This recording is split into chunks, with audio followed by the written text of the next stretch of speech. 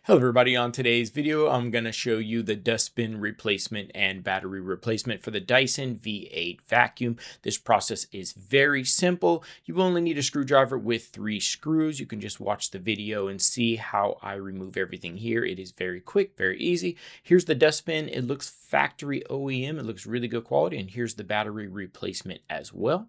These things can be purchased on Amazon. So first up, I'm just going to go ahead and press this red lever to remove this suction filter here. Then right after that's done, I can go ahead and remove the dustbin.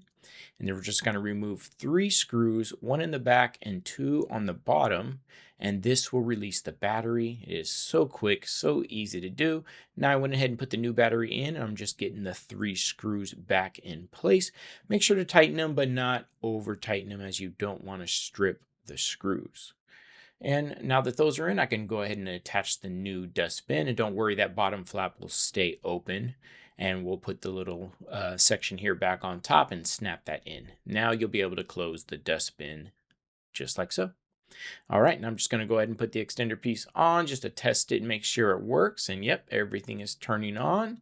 And I'm going to do some vacuuming here. And yes, everything is working fantastic. The suction is back. No more dirt falling out the bottom. And my battery actually stays charged. Look at that. That thing is charging, no problem.